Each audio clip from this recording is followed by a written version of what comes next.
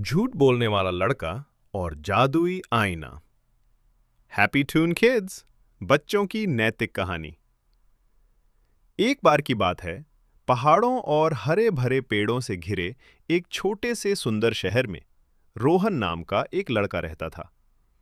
रोहन का घर शहर के किनारे था, जहां हर सुबह चिड़ियों की आवाजें आती थीं और शाम को बच्चे पार्क में खेलते थे। लेकिन उस खुशहाल घर में एक छोटी सी परेशानी थी, और वो परेशानी था रोहन का झूठ बोलना। रोहन 8 साल का था।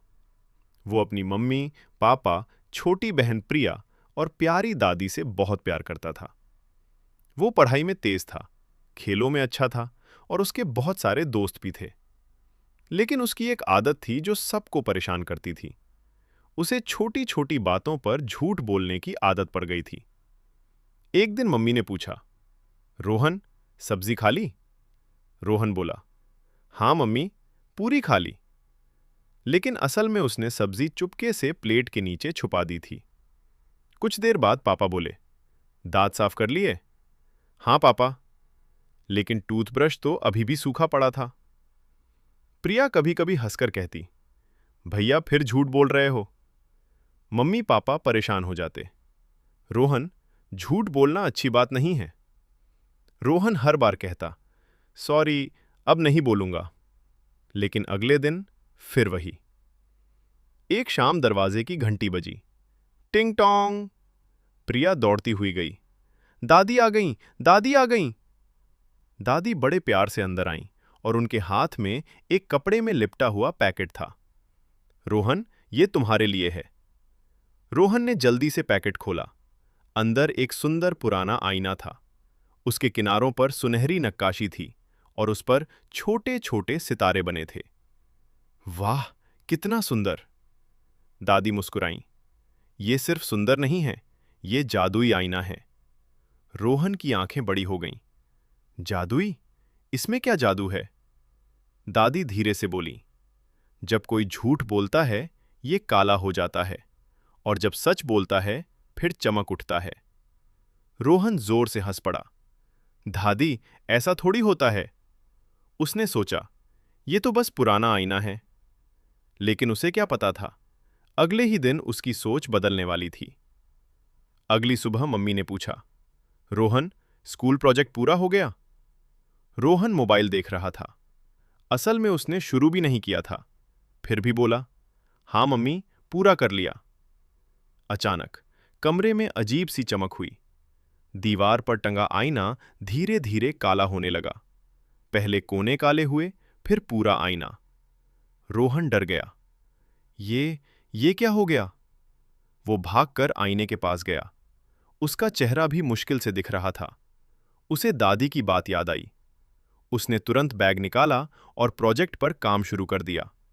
1 घंटा मेहनत की, कटिंग की, रंग भरे, चार्ट बनाया।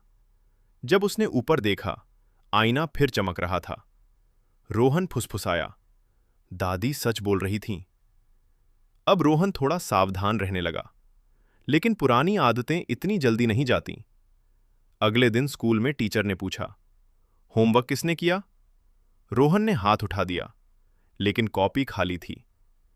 टीचर नाराज हुईं। रोहन, सच बोलना सीखो। घर लौटते ही आईना फिर काला, इस बार पहले से ज्यादा। रोहन उदास हो गया। वो कमरे में बैठा सोचने लगा, हर बार झूठ बोलने के बाद मुझे इतना बुरा क्यों लगता है? उसने होमवर्क पूरा किया, फिर आईना चमका। अब उसे समझ आने लगा था। कुछ दिनों बाद एक बड़ा हादसा हुआ। मम्मी का पसंदीदा फूलदान टेबल पर रखा था। रोहन गेंद खेल रहा था। धड़ाम! फूलदान टूट गया। रोहन घबरा गया। अब तो बहुत डांट पड़ेगी। उसने सोचा, प्रिया पर डाल दूं? फिर उसकी नजर आईने पर गई। आईना अभी साफ था, लेकिन जैसे इंतजार कर रहा हो। रोहन ने हिम्मत जुटाई। मम्मी? मम्मी आईं। क्या हुआ? रोहन की आवाज कांप रही थी। गलती से फूलदान टूट गया, माफ कर दो। कुछ पल चुप्पी रही। फिर मम्मी मुस्कुराईं। गलतियां सबसे होती हैं, लेकिन सच बोलने की हिम्मत सब में नहीं होती। उन्होंने रोहन को गले लगा लिया। रोहन की आंखों में आंसू आ गए।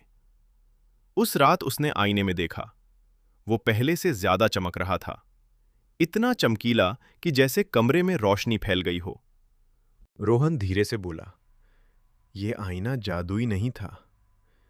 इसने बस मुझे मेरा असली चेहरा दिखाया।" दादी दरवाजे पर खड़ी मुस्कुरा रही थी। दादी बोली, "आईना हमेशा सच दिखाता है बेटा। फर्क बस इतना है, पहले तुम खुद से छुप रहे थे।" रोहन मुस्कुराया। अब उसे समझ आ गया था। धीरे धीरे सब बदल गया। मम्मी पापा का भरोसा लौट आया। टीचर उसकी तारीफ करने लगी। दोस्त उसे ज़्यादा पसंद करने लगे। और सबसे बड़ी बात, अब उसे खुद से झूठ नहीं बोलना पड़ता था।